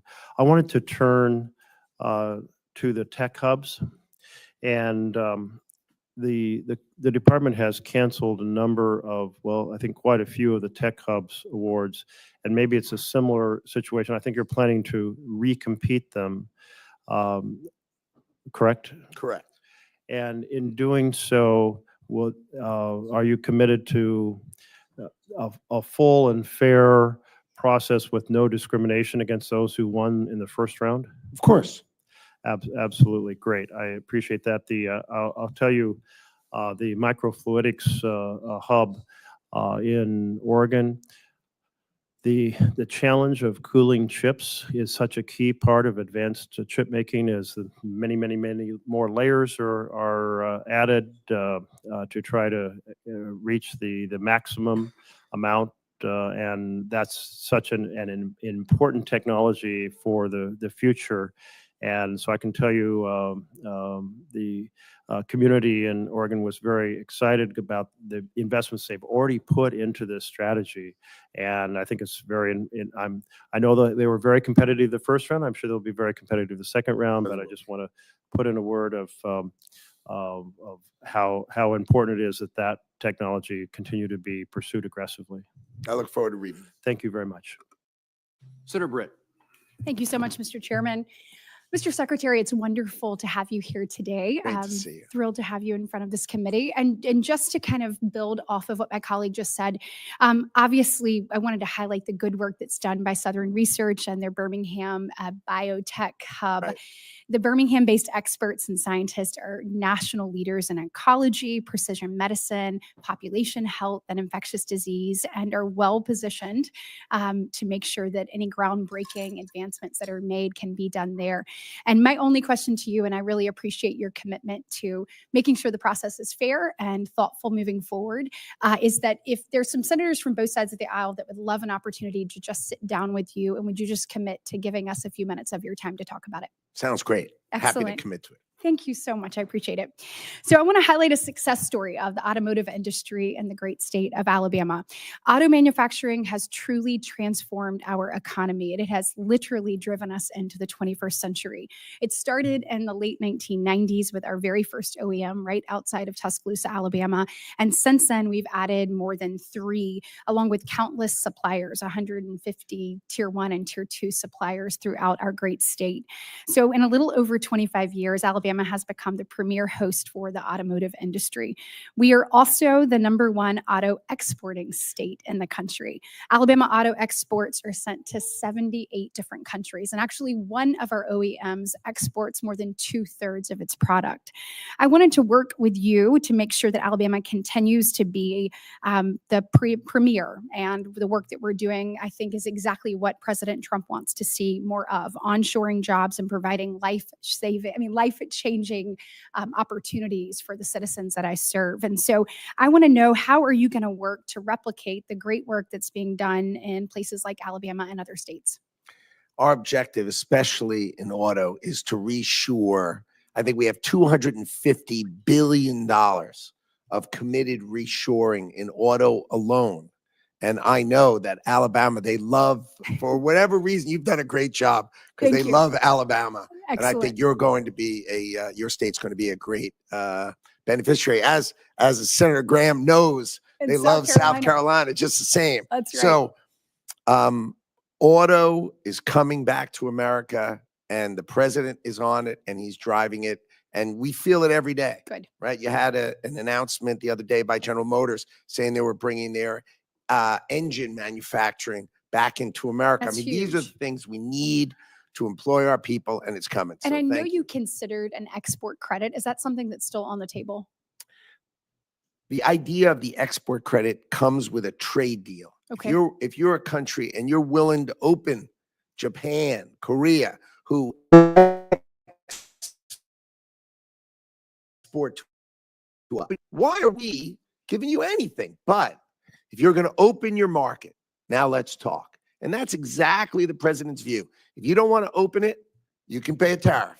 If you want to open it, then we're here to talk. Well, we hope to continue to grow the automotive industry in the great state of Alabama, and just want to set the record straight. And I appreciate you saying it as well. But these are jobs that change what is possible for the people in those communities. Well said. And they have been able to achieve the American dream as a result of these opportunities. And we want to make sure that they keep coming. So thank you so much. Last month, you launched an investigation into the effects of the U.S. national security of imports of commercial aircraft, jet engines, and their parts. Mobile, Alabama is home to the 4th largest manufacturing location for commercial aviation in the world. Will you consider the production needs of both Airbus and Boeing to meet the extreme commercial backlog that we've seen? I think it's now over 14,000 aircrafts, in order to make sure that we are doing what we need to meet the needs of our country. Can I say exactly? Yes, Okay, exactly great. the way you've said This it. is a lot easier Exactly. than I thought. Excellent. Thank you so much. Okay, can you help us understand how the administration might address companies that are actively investing and onshoring today so that they can supply domestic customers with their U.S. operations? And when I'm looking at this, I'm talking about aluminum, and we're looking at kind of the president's tariff policy as it continues to work to rebalance the U.S. economy through the onshoring of manufacturing activities and the fortifying of domestic supply chains. So when you're looking at stuff like aluminum and other things, kind of how are you approaching that from your perspective? The steel and aluminum industry are huge. To produce steel and aluminum, you have the biggest input is power. Imagine melting that iron ore, that power. And so what happens is the foreign governments subsidize their utilities, and they provide the electricity just too darn cheaply. And so what happens is the Chinese and these foreign governments, they just dump steel on us. They crush. We've had 40 steel mills, and now we have 10. And as the president says, you don't make steel, you can't fight a war. So he's protecting that industry, bringing it back. You're going to see more steel and aluminum furnaces and mills in the history of this country be built over the next 3 years. And they're all committed to it, and they're coming. Yeah, and we're proud to do that in the great state of Alabama as well. Thank you. Senator Peters. Thank you, Chairman Moran. Secretary Lutnick, good to see you here. Thank you for being here today. Nice to see you. I know you've talked about this issue a fair amount today, but it's important to me, and I want to bring it up as well. The National Weather Service forecasting offices are absolutely critical to public safety, and I know my colleagues have raised this issue, but I think it's important for me to restate so you just know how important it is for all of us here. The employees in these offices issue weather and flood warnings, as you know, maintain critical observation equipment, protect life and property, and literally for decades, they've always been open 24/7 because weather happens at night too, not just during the day. It happens all the time. However, we have a self-inflicted staffing shortage on the part of your department that has left us with too few employees to ensure round-the-clock operation in a number of locations around the country already. And has also left other offices, such as the one up in Michigan's Upper Peninsula in Marquette, spread so thin that they're concerned that they will not be able to provide the 24/7 coverage. So this is a major concern for us, particularly in a very rural part of the state. And while I was happy to see Monday's announcement that the National Weather Service has been granted an exemption to President Trump's hiring freeze, you never should have allowed things to get to that point in my mind, but I'm happy that that's happening. Certainly it's people's lives we're taking. So I'm going to ask you just a yes or no question. So this will be really short, and then we can get on to another issue. Will you commit to me that the forecasting office in Marquette, Michigan will not cease its round-the-clock operation? Yes or no would be great.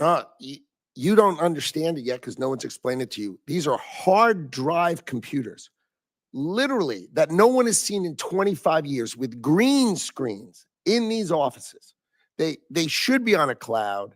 Our 2,000 meteorologists should be able to watch them round the clock. The concept that we're talking about, a green screen and a hard drive. So the answer is no, you're saying? No, we were going to modernize it. We are going to staff those offices. I can commit that we're going to staff those offices, but I will commit to you that the next time you see me, the concept of having 3 people at some regional office will be laughable because our 2,000 meteorologists and our hundreds of hydrologists will be able to stay and forecast and protect us in a modern way instead of these green screens and hard drives.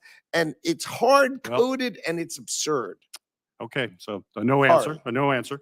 One of Congress's biggest bipartisan achievements, I think, over the past few years was the passage of the BEAD program, which gives funds to individual states to connect every citizen to the fastest, the most reliable internet that's possible.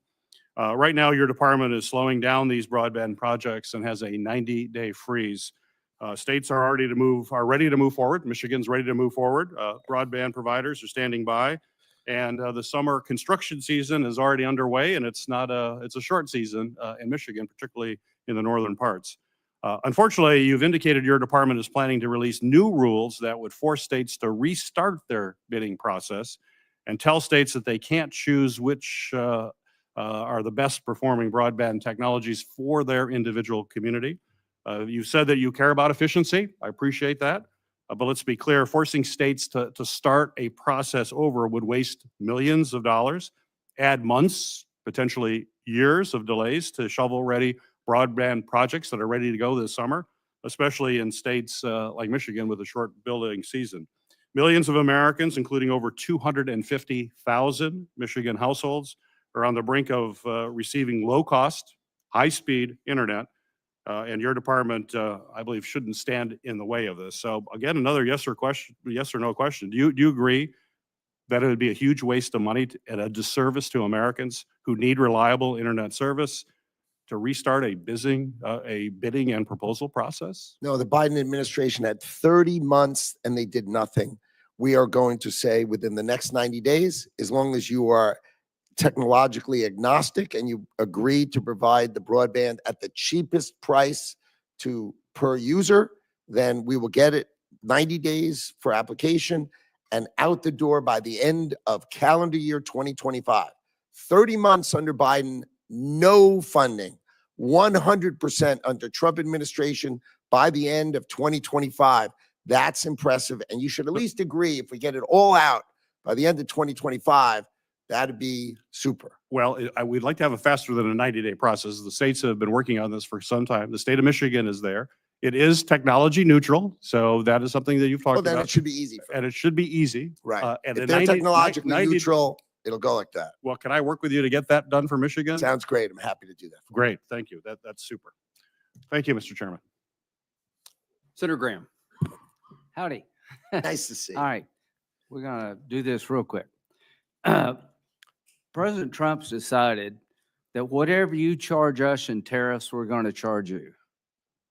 Has he decided that? To a point. Yeah, okay. To a point.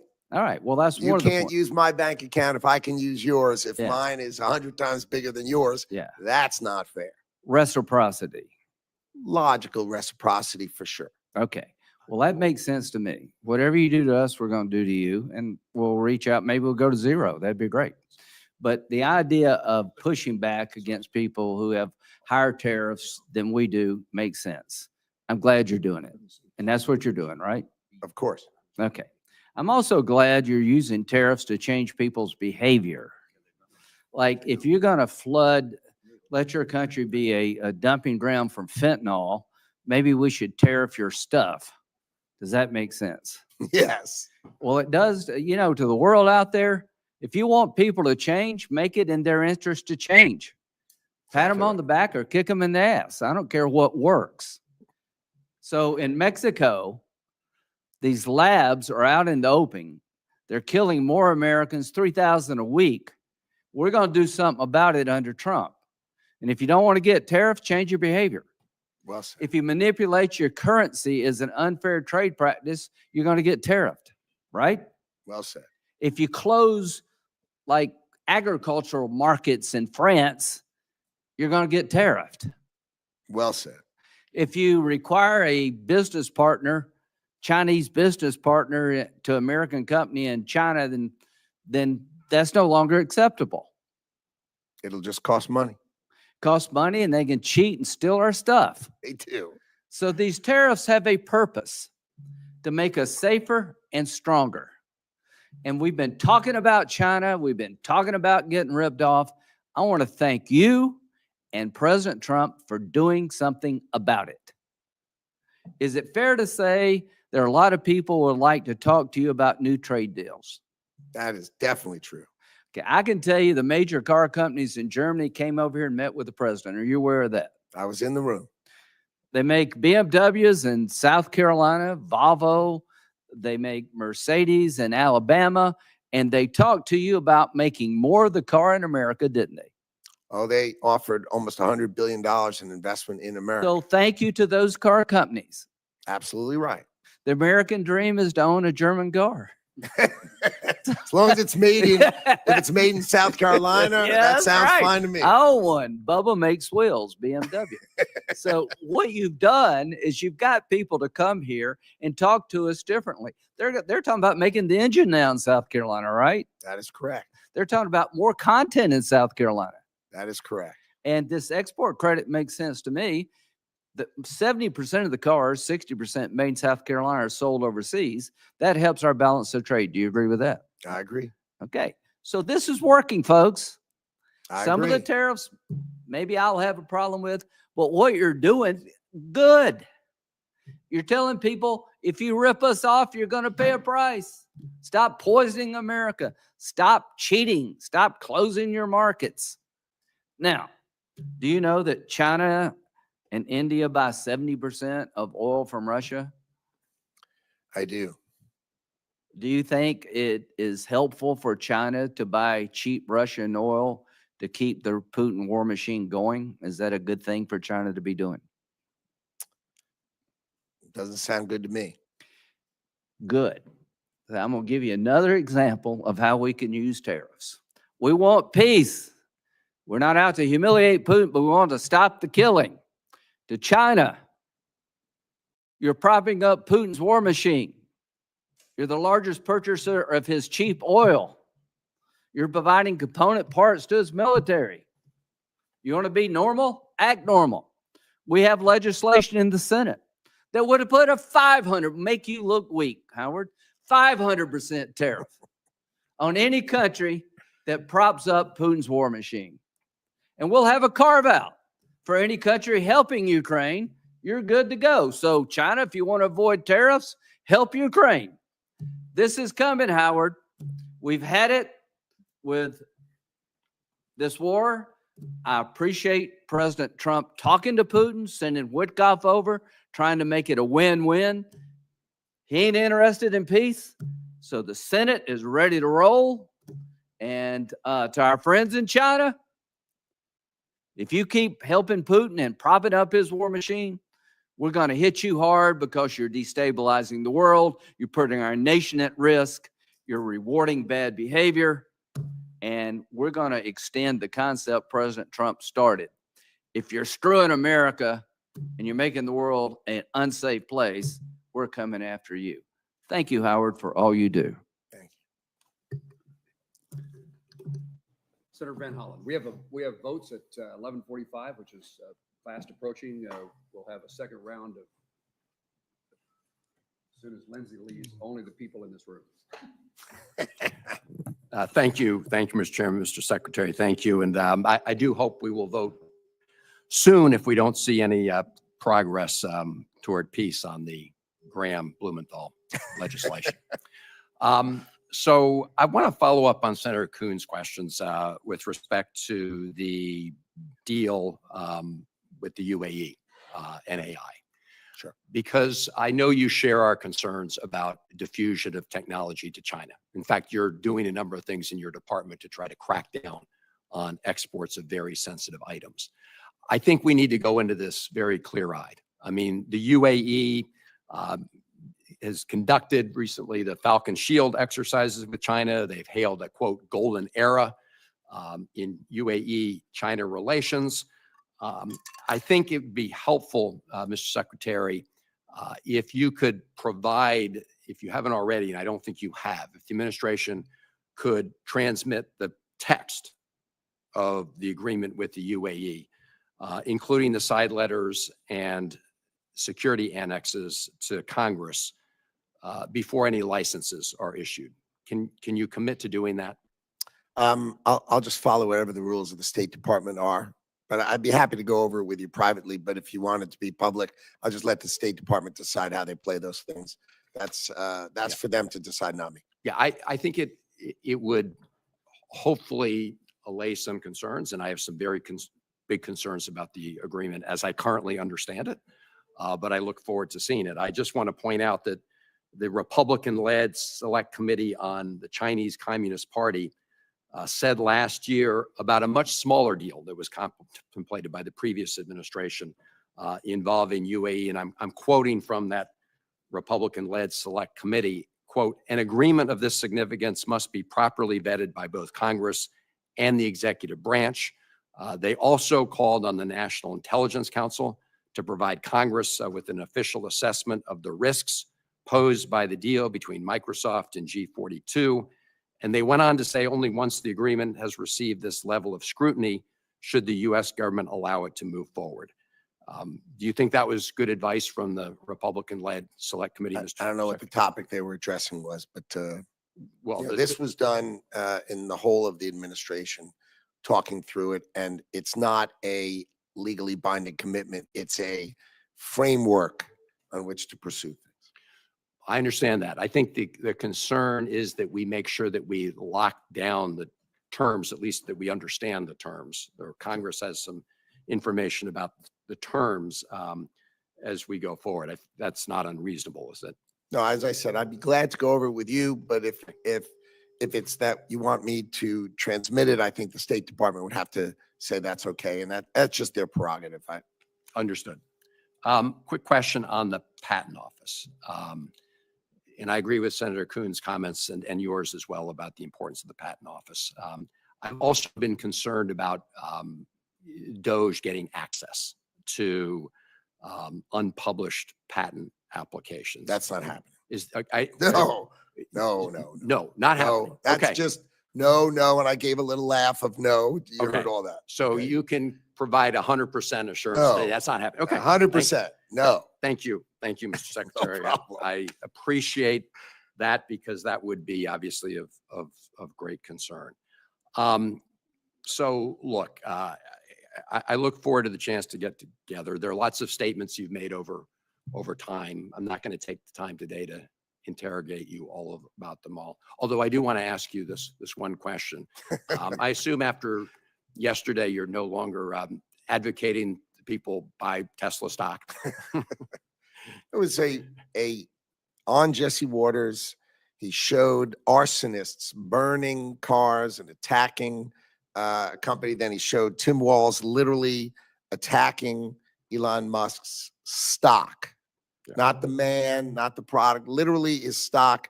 And I just thought, a terrorist attack on a great American stock seemed to require a response from me.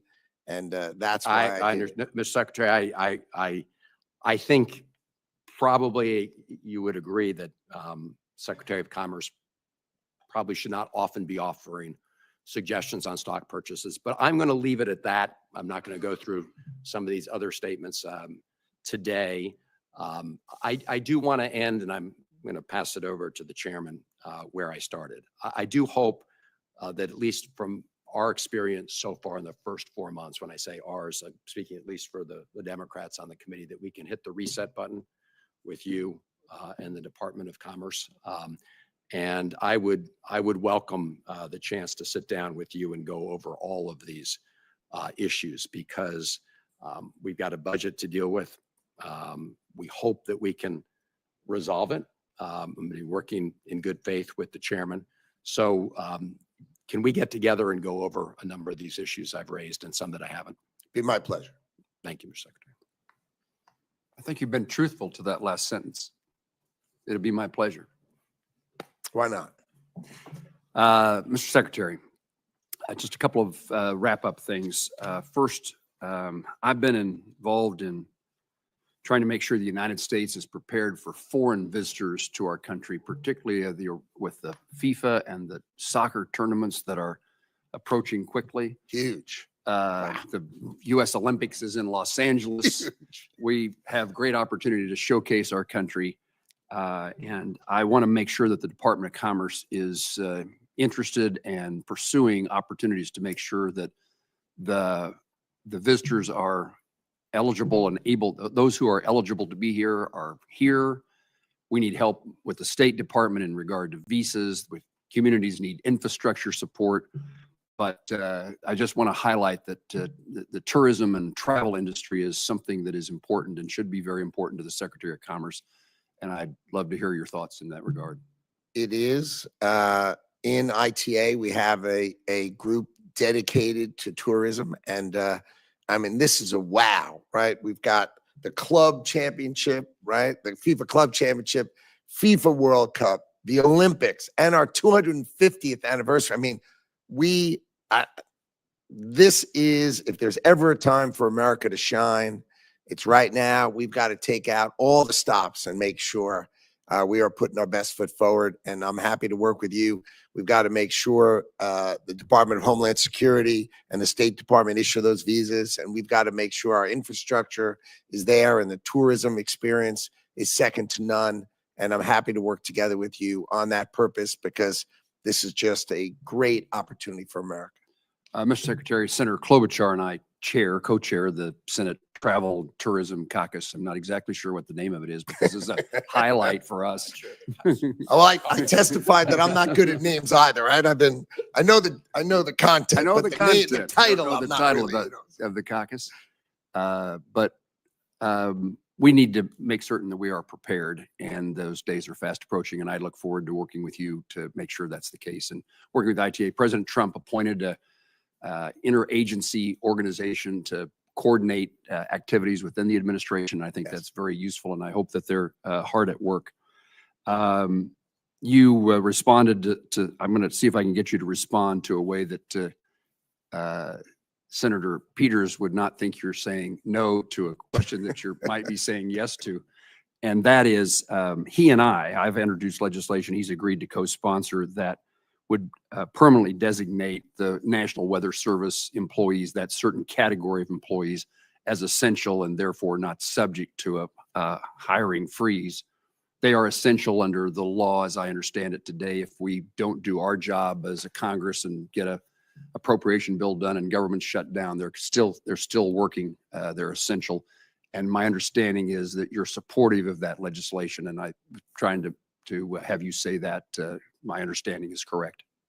I am, of course, supportive of keeping our meteorologists and our hydrologists protected. But I think it's important that we spend some time that you understand how inefficient we do things, and that if we did it more efficiently, then we may not need so many, or be, because we have them sort of put out in the field, they could be centralized.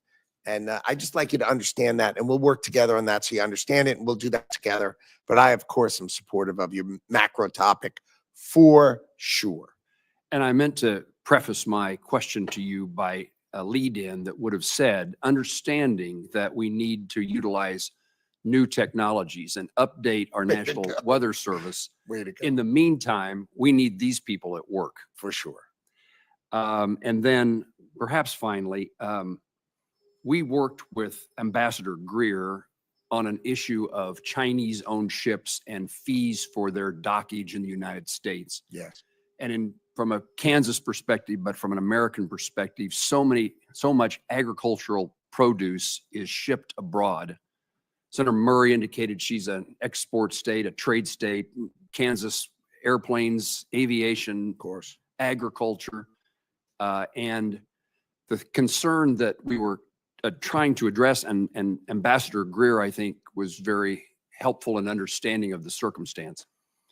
But absolutely, we want to have American-built ships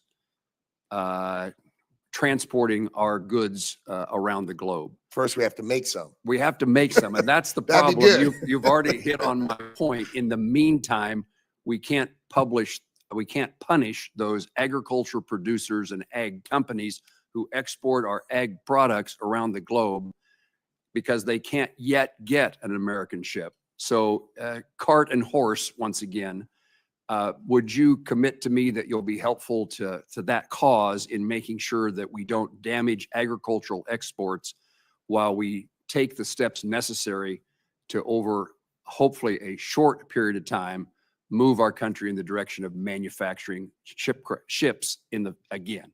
Be my pleasure. Thank you. Mr. Secretary, it's my common practice to give the witness, I hate to do this because you might actually take advantage of it, which is the opportunity to correct, to set the record straight on something you said, wish you to expand upon. I just want to give you the last 60 seconds to say anything that you'd like to say to make certain we understand a point that you were trying to make. No, I just want to thank you for the respect, the demeanor, the way this whole hearing was arranged. I appreciate it. I appreciate you both, and I want to say thank you. Thank you, Mr. Secretary. I do want to join on behalf of all of my colleagues and indicate that this committee, this subcommittee, and the full committee needs information from the Department of Commerce, and particularly by law, the department is required to provide us with FY25 spend plan, which we need and want. And I'm hoping that you'll commit that we will see it soon. And I'll ask you that question. And also, we of course are lacking the details of the president's budget, and we're hopeful that that is provided to us as quickly as possible. Can you commit to providing us with the spend plan and the budgetary information just as soon as the budget is finalized? Well, my understanding is we filed that which was required by the CR with precision, but I'm happy to work with your office if there's more information you'd like or need. Let's go over it together and we'll try to sort that out. Okay. If you'd take the word spend plan back to your staff and ask if they could find where that is and give it to me, that'd be Okay. a wonderful outcome. I hear you. With that, we're going to conclude the hearing. And there's magic words I need to say. With no further questions, senators may submit additional questions for the subcommittee's official hearing record. And we request you, Mr. Secretary, to respond to those additional questions that would be provided in writing within 30 days. The subcommittee, after thanking you for your presence, is adjourned. Thank you.